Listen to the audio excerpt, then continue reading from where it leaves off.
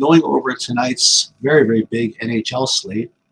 And as you may notice, this is broadcasting live. And one improvement that we plan on making is doing more of these slate previews live, just so that if people are inclined to come in early with some questions or comments or whatever, we don't do a lot of editing after the fact on these at all on these videos anyway. So there's really no reason to not make it available live. What we're going to hopefully do, again, I'd like to be able to put a scheduling thing on there where we know that every day it's going to be a certain time. But unfortunately, I don't do this full time, and this is not my job, so I can't guarantee when I'm going to be able to do this. So we're gonna try, but we'll see what happens as far as that goes. Now, with respect to the slate previews, we're going to continue to do it the same way, and we're going to take a look at the games in general. Then we're going to take a look at the sheets, see what plays look good. Then we're going to build a hand-built lineup, and then what we're going to do is we're going to do something a little different. We're going to do a couple of different Saber Sim builds to give you, first of all, give you an idea of what the slate could look like, and second of all, again, from a teaching perspective, to give you some tools to maybe, to help utilize the Saber Sim optimizer a little bit better, and not even that, but also to show you, especially with hockey, how if you tweak just something very, very small, it could change your entire build. But we'll get to that. So it's a very, very big slate. So what we're looking at here is the implied totals. This is Saber Sim here, which is you look at these. You have Boston with a 4.2, Tampa with a 3.9, Rangers almost a 4, Florida almost a 4, the Kings late night hammer right with a 4. So what that means to me is that you're going to see 1, 2, 3, maybe 5 teams. Oh man, Dallas as well. So, and then Calgary right behind them. So with the Calgary is interesting because Toronto's coming off a back-to-back with a played Edmonton last night in kind of an up and down affair. So their defense might be pretty bad tonight as well, Toronto. So Calgary could be an interesting play. Nonetheless, what I was saying is that there are a lot of options here. So there's no need to go like uber chalk, I believe, unless for some reason there are some plays that are just going to stand out. All right, so let's pull up my sheets and see what they look like here. And again, we're rating them by sheets value score. And the first thing that you'll notice is there's no huge kind of standout, but there is a one-off here that it might not even be a one-off. I mean, you could play him with some other guys from the Kings, and we'll get to that. But again, from a process perspective, again, I really believe this, and this is what I like doing. And listen, whether this is right or not, people ask what I do, so this is what I do. Is I will pull up these sheets and almost close my eyes, and it doesn't have to be now, but it could be like half hour before game time, and then open my eyes and look, right, and just visualize and say, okay, what's on this part of the page that's got the same team, right? Because that's kind of a simplified way of saying where can I find good, highly correlated plays. We want dudes from the same team that rate very well. Okay. Now, in a perfect world, we also want guys that are not only from the same team, that are also either on the same even strength line or the same power play line or both. Now, if you're a real perfect world, you would also want this ownership to be low as well. Okay. Now, again, that's kind of tough to get to, but I think you'll see it's interesting. Like the first thing I will actually notice is that the ownership is spread around pretty nicely here, with the exception of a couple of high-owned guys. I mean, you could get some pretty well projected, I think, low-owned stacks here, or lower-owned stacks. Like, look, the first thing I will notice is, these Boston guys all look good. At the top you have Pasternak, Bergeron, Marchand, whatever. But you got 10%, 18% for Bergeron, and 9% for Pasternak. I guess that's somewhat reasonable, I guess. I'm about to say it's too high-owned, but Kadri down here at 15%, that's the sort of sneaky, non-sneaky play of Calgary that I alluded to earlier. But the first thing aside from the Boston, I'll notice again is this King guy. You know, so Velarde, he's only at the third even strength line, but he's in the first power play line. So you could have Kempe, you play him at the power play, and you can play Fiala at the power play. And this is kind of risky because they're not on the same even strength line, but that's definitely like a good way to kind of start, you know. And then you could listen. You could take a couple of liberties projection wise. And now you could play Kopitar and kind of fill that out. Now you have a good 4-man stack with the Kings, and I think that's actually a pretty good way to start. Next thing I'll kind of notice here is Kaprizov, but he's kind of like all by himself at 8,200 and nobody else to pair with him. So from a construction perspective, I've been told by some very sharp players that you're not supposed to spend, use your one-off on a big time spend like that. So when I do my lineup builds, I'll be cognizant of that. I'm not going to say I'm going to exit out, because if Saberson comes up with it, it's probably factored all that in, but it is something that I don't want to have too much of.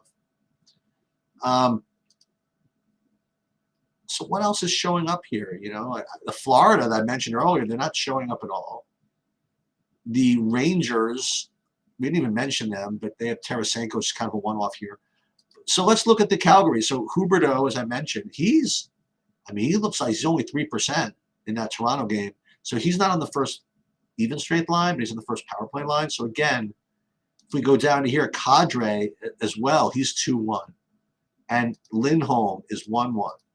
So those three guys you could definitely use.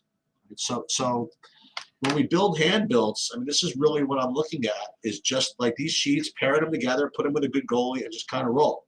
And so if I were going to hand build a lineup, I would really some combination of Boston, LA, and Calgary.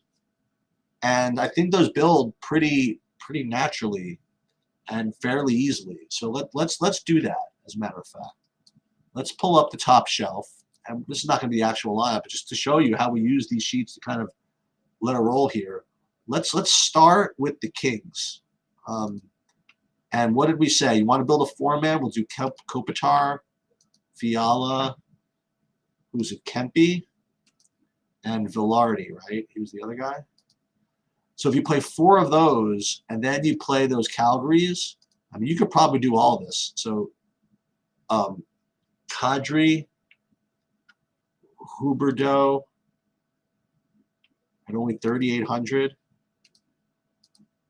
Now we need a third guy. And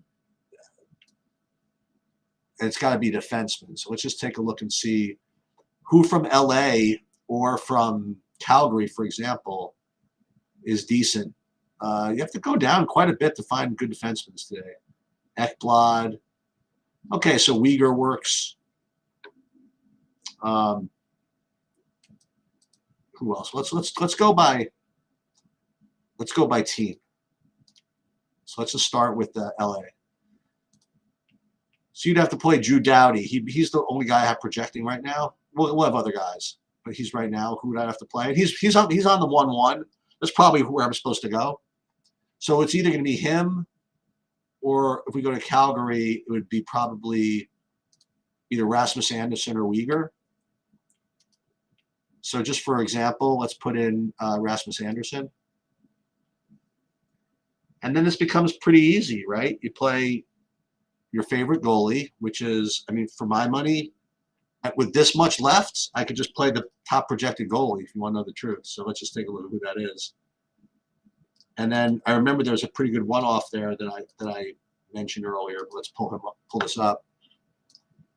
As far as goalies go, Marc-Andre Fleury at 8,700. That opens up a lot. So let's put him in. Marc-Andre Fleury. He's already probable. Now you got a $5,100 defenseman, which, just pick your favorite. So this is a very, very easy, and what this does, this does fade Boston, which is certainly nothing wrong with that. And that's something you could do. Listen, just for kicks though. Let's try to build that Boston lineup. I'm going to caution you on Boston as I do this.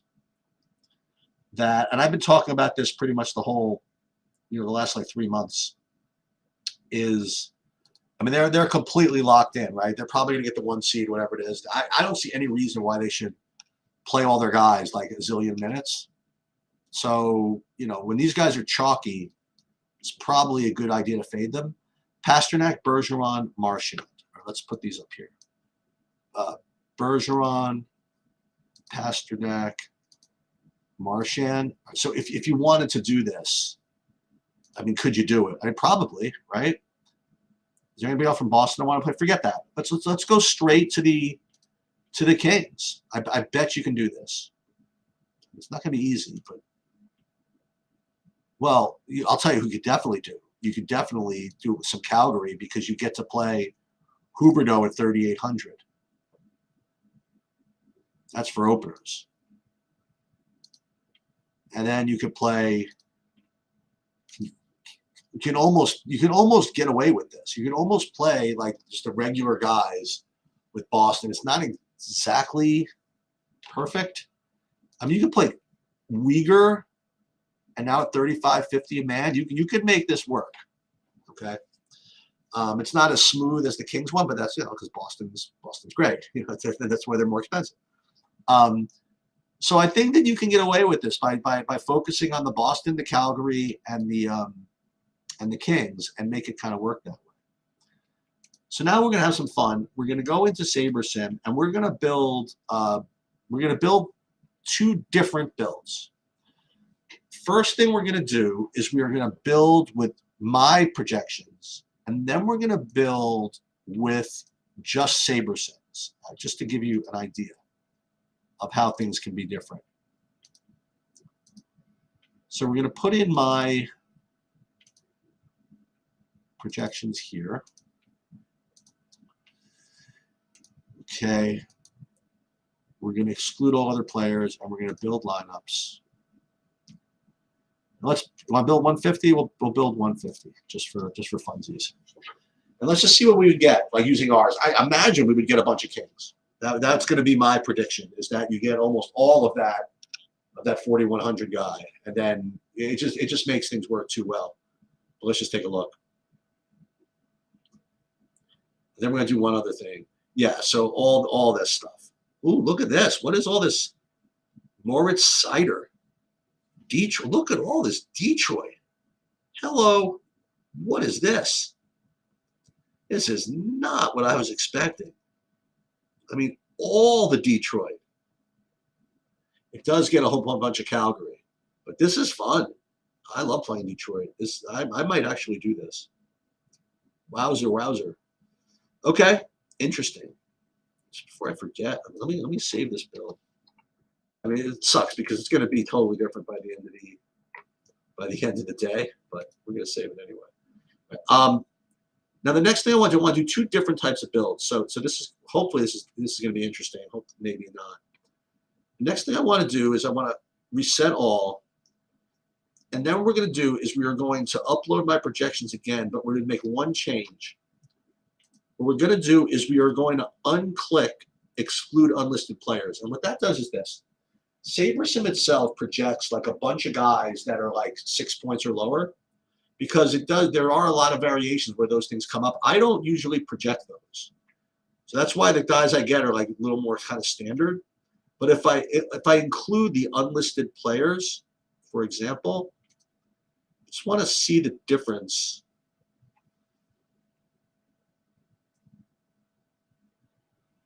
Between the types of stacks we get. Oh, you know what I forgot to do? I'll go back to the original build and see what types of stacks we got, as opposed to what teams. Very important. Sorry about that. So we do it with this way. We allow all these other guys in. Now look what we get. Now we get all the Nashville and the Minnesota. You know what I mean? So it just depends on what parameters you kind of choose. That's why this is really just kind of an art, not a science. Now, in this particular build in card of stack types, we'd have to probably work on this a little bit because a lot of these are stacks I wouldn't want. You go back to this other build that I had before, and we look at stack types, and this is a little more pure, a little more few more 4-3s, a few more 5s. But even still, this I would want to do a little bit of work on. Okay. I don't know. I find that interesting that you get completely different teams depending on whether you use these 5-point projected guys or not. Now the next build I'll do, just to kind of show you, is now we'll just use the Saberson projections. So we're going to include everything, but we're not going to use ours. We got to make a couple of changes so the DraftKings doesn't get mad at us. And now we'll just do this again, 150. Okay. Build. And let's just see. And the reason I bring this up is because that's what's so cool about hockey. Everybody can start with like the same projections pretty much. But one little change and then one little, one little simulation that goes against you, and you're ending up with all kinds of Detroit. Like, for example. See here, look at this. Look at all this Boston. Where'd this come from? If we just go straight with the Saberson projection, we get all the Boston. And stack type still needs a little bit of work. So don't tell me that this is all about like software and programming and computers and not knowing the game. I mean, you gotta be really sharp about what information you feed into these things. Otherwise, you're gonna be very surprised with what you do, with what you end up with. So that's what I do every day. I do different types of builds and see what makes sense. Now I will say this: that if I do the same build. Well, if I do a build all 3 ways like I just did, and I get with the same types of teams, they're probably a lock. You know what I mean? Well, I say lock. I'm probably playing them. Let's put it that way. As of now, like if this slate landed in like a half an hour, I wouldn't have any idea what I was doing. I mean, I wouldn't know whether to play Detroit or the Kings or Calgary. One thing I might do is run like 150. With each build, and then if there are any dupes that come across with all 3, then I'll probably use those, because if all 3 different settings like it line up, it's probably good. And I've displayed this before, my dupe calculator, which I'll display that another time. But I have this tool that put 500 lineups in. It'll tell you which one of them are the same and get rid of them or identify them depending on what you want to do with it. In any case, that was kind of straying from what I usually do over here, but that'll pretty much do it.